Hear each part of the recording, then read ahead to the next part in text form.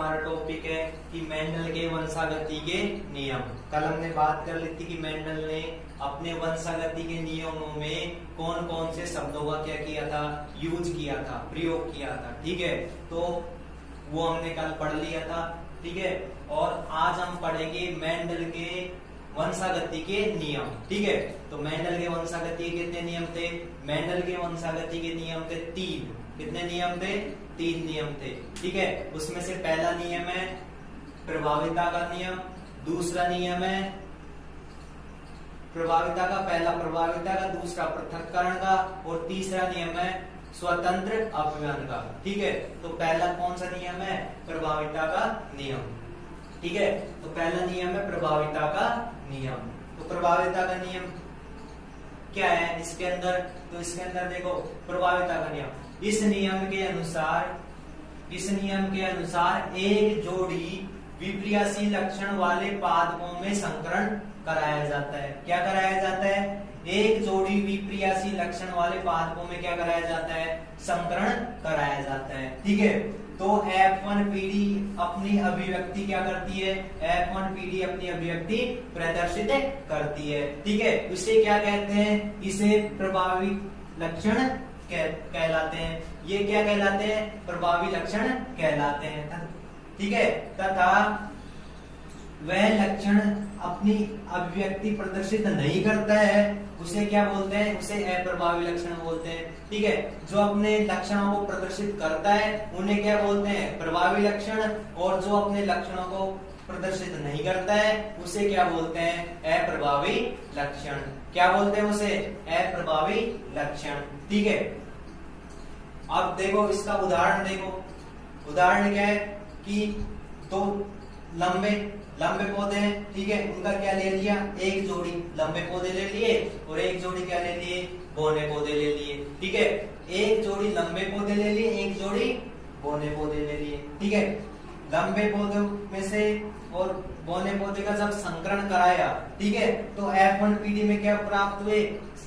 F1 पीढ़ी में जो F1 पीढ़ी है, संकरण कराने के बाद में जो F1 पीढ़ी प्राप्त हुई अपन को, उसमें कैसे प्राप्त हुए? लंबे पौधे प्राप्त हुए। ठीक है, कैसे पौधे प्राप्त हुए अपन को? लंबे पौधे प्राप्त हुए।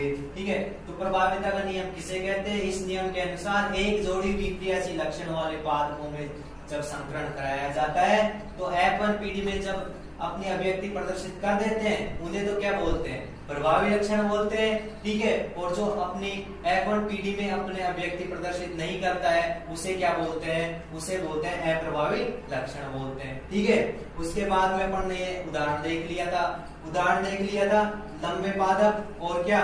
बौने पादप। लंबे पादप किसे कहते? लंबे पादप है वो एक जोड़ी लंबे पादप ले लिए, ठीक है, और एक जोड़ी बौने पादप ले लिए। ठीक है, तो इनका जब संकरण कराया, ठीक है, F1 पीढ़ी में कैसे प्राप्त हुए? F1 पीढ़ी में लंबे पादप प्राप्त हुए। F1 पीढ़ी में कैसे प्राप्त हुए? लंबे पादप प्राप्त हुए। ठीक है, अब दूसरा नंबर कौन सा आता है? पहला आता है प्रभाविता का, दूसरा कौन सा आएगा?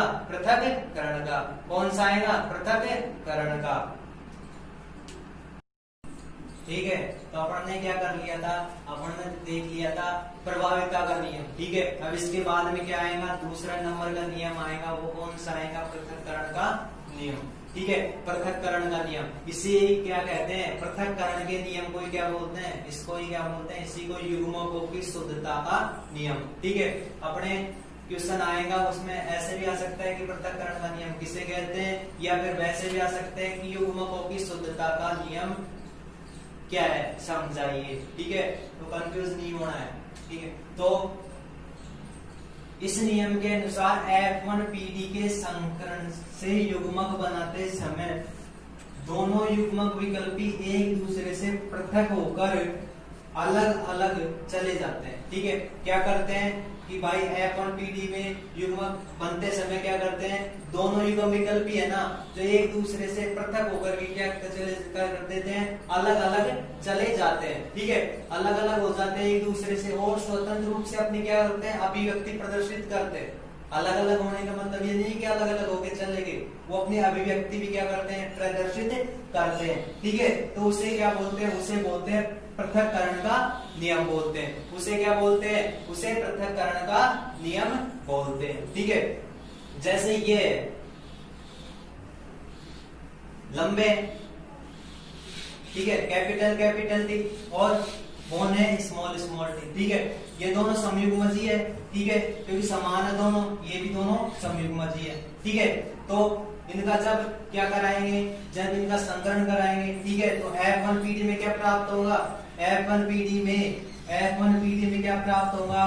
F1 PD में प्राप्त होगा विषम युग्मजी। क्या प्राप्त होगा? विषम युग्मजी। ठीक है, तो विषम युग्मजी कौन कौन से प्राप्त हो गए?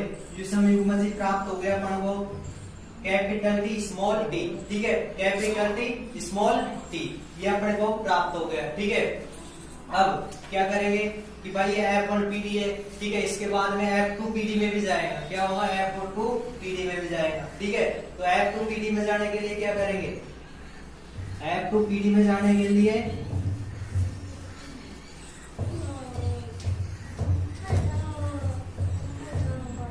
जब ये F2 PD में जाता है, ठीक है, तो अपन को ये प्राप्त हुआ, ये कैसा हो गया? विषम युग्मजी। विषम युग्मजी। ठीक है, विषम युग्मजी हुए अपन को प्राप्त में। ठीक है, तो ये F1 PD में प्राप्त हो गया ये तो। ठीक है, F1 PD में प्राप्त हो गया। ठीक है, इसके बाद में क्या करेंगे? इनका संकरण कराते हैं। ठीक है, क्या कराते हैं? इनका F2 PD के लिए संकरण कराते हैं। ठीक है, तो ये हो गए, एक जोड़ी ये ले लिया, ठीक है, और एक जोड़ी ये ले लिया। दो जोड़ी भी थे ना ये, इसमें से एक एक जोड़ी ले लिया। मान लीजिए ये क्या हो गया? मेल। ठीक है, और ये क्या हो गया? फीमेल। ये मेल हो गया, ये फीमेल हो गया। ठीक है, अब मेल और फीमेल का जब इनके बीच में जब संकरण कराएंगे तो अपन को क्या प्राप्त होगा? सारणी बनाते हैं अपन।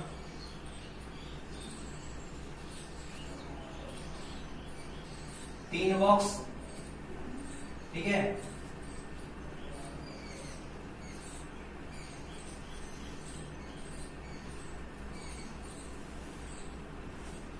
इसमें देखो ये हो गया मेल के लिए, मेल को इस चिन्ह से प्रदर्शित करते हैं, और ये हो गया फीमेल के लिए। ठीक है, ये मेल और ये फीमेल। ठीक है, ये मेल और ये फीमेल हो गया ये। ठीक है, अब क्या करेंगे? इसको मल्टीप्लाई करो। क्या हो गया? Capital T capital T. ठीक है, कैपिटल टी कैपिटल टी। ठीक है, उसके बाद में इसको और फिर इसको करो क्रॉस, ये क्या हो गया? Small capital T small T. ठीक है, इसके बाद में स्मॉल टी कैपिटल को टी को जब इनका संकरण कराएंगे तो क्या प्राप्त होगा अपन को? Capital T small T. ठीक है, और जब स्मॉल टी का कराएंगे तो क्या प्राप्त होगा? Small T small T. ठीक है, अब इनको क्या बोलेंगे? लंबे पादप हो गए ना, तो ये लंबे हो गए। ठीक है, इसके बाद में ये भी कैसे हो गए? ये भी लंबे, ये भी लंबे हो गए। ठीक है, इसके बाद में क्या होगा? ये भी क्या हो गए? लंबे हो गए। ठीक है, और ये कैसे हो गए? ये बोने हो गए। बोने हो गए ना, दोनों एक समान है, तो ये कैसे हो गए? बोने। ठीक है, ये शुद्ध लंबे, ये अशुद्ध लंबे, अशुद्ध लंबे, और ये शुद्ध बोना है। ठीक है, तो अब ये इनका जीन प्रारूप, जीन प्रारूप, और दूसरा क्या हो गया? लक्षण प्रारूप। जीन प्रारूप और लक्षण प्रारूप। देखो इनका जीन प्रारूप क्या हो गया कि भाई लंबे कितने हैं और बोने कितने हैं। ठीक है, तो लंबे कितने हैं? लंबे कितने हैं? 1 2 और 3, 3 लंबे और 1 बोने। तो इनका जीन प्रारूप क्या हो गया? 3:1। ठीक है, और इनका लक्षण प्रारूप कितना हो गया? इनका लक्षण प्रारूप हो गया, देखो लक्षण के आधार पे। ठीक है, लक्षण के आधार पे भाई जो अपन को बाहर से दिखते हैं कि लक्षण, ठीक है, ये कैपिटल टी है, ये कैपिटल टी स्मॉल टी है, ये कैपिटल टी स्मॉल टी है, और ये स्मॉल टी है। ठीक है, तो लक्षण के आधार पे एक तो ये बन रहा है लंबा, कैपिटल टी एक ही बन रहा है, ठीक है। इसके बाद में कैपिटल टी स्मॉल टी एक ये बन रहा है, और कैपिटल टी स्मॉल टी एक ये बन रहा है, 1:2 और देखो एक बन रहा है कौन सा, बोना, स्मॉल टी। तो इसका लक्षण प्ररूप क्या हो गया, 1:2:1, ठीक है। इसके बाद में कौन सा आएगा अपना, इसके बाद में देखो, इसके बाद में आएगा अपन को, कल हमने बात की थी, इसकी डेफिनेशन लिख ली थी इसमें, टेस्ट क्रॉस और कौन सा आता है, बैक क्रॉस, ठीक है। तो टेस्ट क्रॉस और बैक क्रॉस आगे अगले वीडियो में अपन देखेंगे कौन सा, टेस्ट क्रॉस और बैक क्रॉस, ठीक है।